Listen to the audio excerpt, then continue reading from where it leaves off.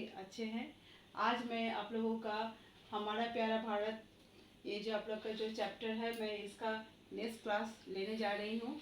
इसके पहले मैंने बाकी जो इसके पहले के दो जो पंक्तियाँ हैं मैंने इसकी व्याख्या की थी। आज मैं 3 और 4 मतलब नेक्स्ट जो पंक्तियाँ हैं उसको मैं व्याख्या करने जा रही हूँ।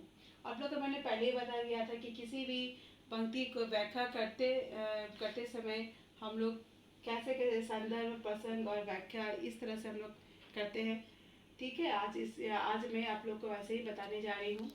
इसमें जो है संदर्भ, इसके इसके मैदानों में सोना बरसे, खेतों में है फसल सरसे, गंगा जमुना की बहती धारा, ऐसा है भारत देश हमारा।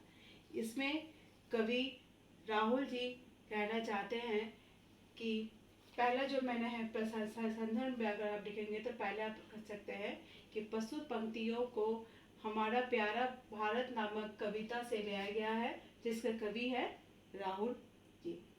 अब प्रसंग में आप लिखेंगे कि प्रस्तुत कविता हमारा प्यारा भारत में कवि अपने भावों को व्यक्त करते हुए अपने देश के प्रति अपनी भावना, अपने प्रेम को प्रति व्यक्त करते हुए अर्थात देश के बच्चों को देश प्रेम की भावना को जगाने के लिए कहना चाहते हैं कि हमारे देश के मैदान, हमारे देश ये बहुत ही उन्नतशील है। हमारे देश बहुत ही उपजाऊ है, देश की मिट्टी बहुत ही उपजाऊ है और यहाँ से बहुत सारी नदियाँ बहती हैं जैसे गंगा, जमुना आदि। इन सभी को व्याख्या करते हुए कहते हैं कि यहाँ देश के मैदानों में सोना बरसे, खेतों में है फसल सरसे। अर्थात यहाँ के मैदान में सोना बरसे का कहने का तात्पर्य यह है कि हमारी देश की मिट्टी बहुत ही उपजाऊ है, जिसे गंगा, जमुना जैसी नदियाँ सिंचती है और जो कि बहुत उपजाऊ मिट्टी है और यहाँ के फसलों से भरपूर है। अर्थात हमारे देश के खेत खलियान फसलों से भरपूर है। इसीलिए हमारे देश के खेत खलियान में बहुत सारी फसलें होते हैं, इसलिए इसे सोने की चिड़िया भी कहा जाता है। जो हमारा जो नेक्स्ट पंक्ति है, आओ इसको शीश नवाएं, इसके सारे कष्ट मिटाएं, भारत माँ की सेवा करके अपना जीवन सफल बनाएं।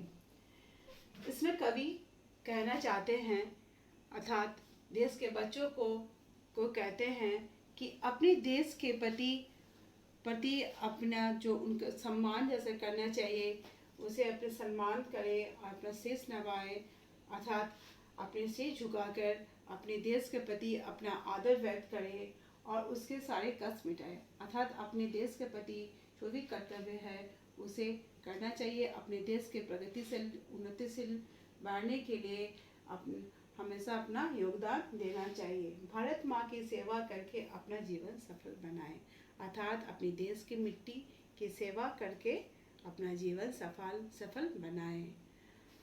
अर्थात कवि इसमें बच्चों को प्रेरित करते हैं कि वो अपने जीवन में अपने देश के प्रति कोई ना कोई ऐसा कार्य करे जिसे उन्हें अपने देश के नागरिक होने का गर्व हो। इस तरह से आप लोग को किसी भी कविता को व्याख्या कर सकते हैं। जब आप लोग के इसके आगे में कभी भी आप लोग कविता की व्याख्या करने आए तो आप लोग अवश्य इन तीनों चीज़ों का ध्यान रखें। आशा करती हूँ आप लोग को कविता समझने में कोई दिक्कत नहीं आ रही है। अगर फिर भी कोई दिक्कत हो तो आप मुझे प्रश्न पूछ सकते हैं और इससे रिलेटेड जो भी प्रश्न उत्तर आप लोग को सब्जेक्ट स्टडी मटेरियल में भेजा गया है उसे आप लोग ध्यानपूर्वक पढ़ें और शब्दार्थ भी याद करें। और इसमें 2 शब्द दिए हुए हैं, इसका मैं शब्दार्थ लिख दे रही हूँ।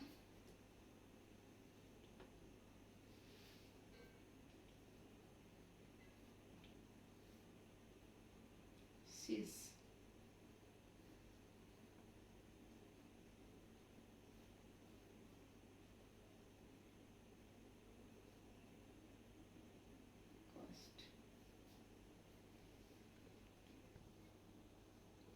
इसी तरह अगर आपको और भी कोई शब्द कोई दिक्कत हो तो आप लोग इस तरह से अपने कॉपी में लिख कर सकते हैं या फिर किताब के ही किसी साइड में लिखकर आप लोग अगर इस तरह से अर्थ लिखोगे तो आप लोगों के अर्थ समझने की कोई दिक्कत नहीं आएगी।